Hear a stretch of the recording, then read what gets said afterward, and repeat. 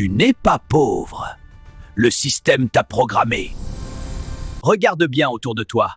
Des millions de personnes travaillent dur tous les jours. Ils se lèvent tôt, ils font des heures supplémentaires, ils essaient d'économiser. Et pourtant, beaucoup d'entre eux restent coincés dans la même situation financière pendant des années.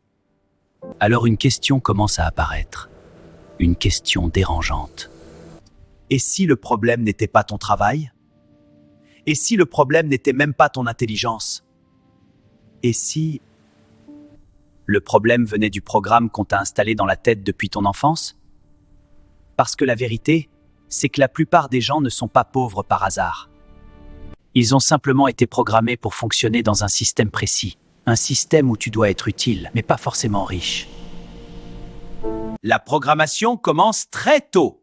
La programmation ne commence pas à l'âge adulte. Elle commence beaucoup plus tôt. Elle commence quand tu es enfant. À l'école, on t'apprend beaucoup de choses. On t'apprend à écouter, à respecter les règles, à suivre des instructions. On te prépare à devenir quelqu'un de sérieux, quelqu'un de responsable. Mais il y a une chose qu'on ne t'apprend presque jamais. Comment fonctionne réellement l'argent? On ne t'explique pas comment investir, comment créer des actifs, comment comprendre les mécanismes financiers. Et pourtant, ce sont précisément ces connaissances qui permettent de construire la richesse. À la place, on t'enseigne un modèle simple.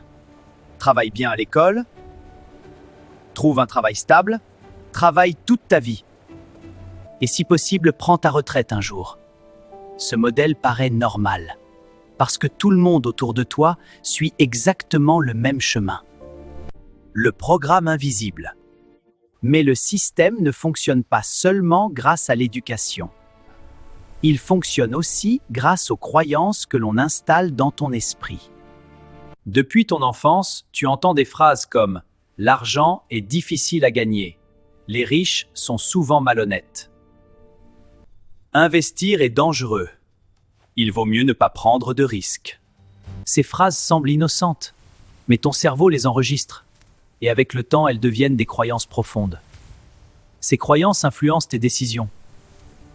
Quand une opportunité apparaît, ton cerveau ne voit pas forcément une chance. Il voit souvent un risque. Et comme ton cerveau veut te protéger, il préfère rester dans ce qu'il connaît déjà, même si cette situation ne te rend pas libre.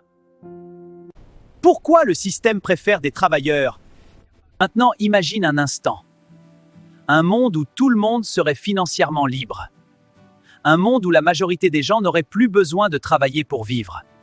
Ce monde fonctionnerait très différemment, parce que la réalité est simple.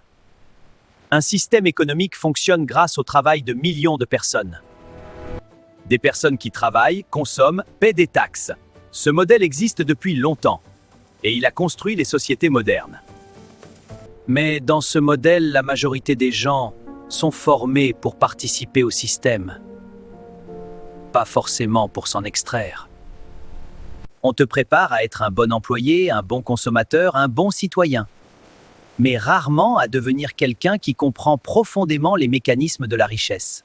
Le moment où certaines personnes voient le système! Mais à un moment, certaines personnes commencent à se poser des questions. Elles remarquent quelque chose d'étrange. Elles remarquent que certaines personnes ne travaillent pas plus dur que les autres. Et pourtant, elles deviennent riches. Parce qu'elles comprennent quelque chose de fondamental. La richesse ne vient pas seulement du travail.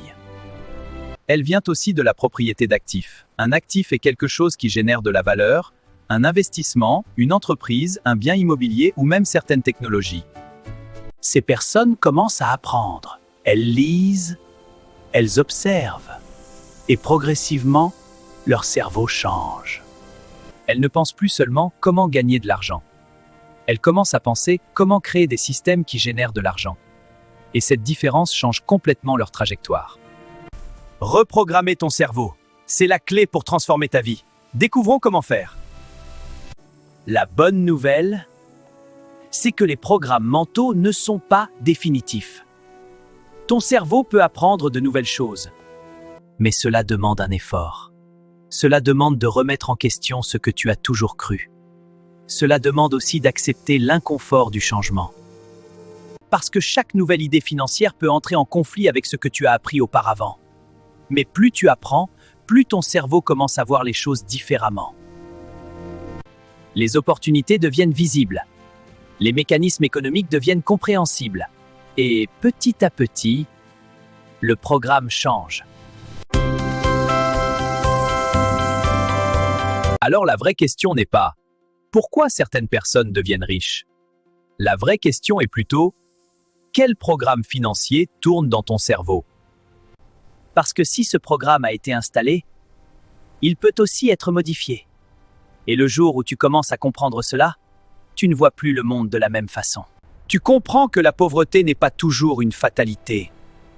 Elle est souvent le résultat d'un système et d'un programme. Et la première étape pour changer ta vie financière, c'est de changer ce programme. Reprogramme ton cerveau financier. Bienvenue dans la Cervolution.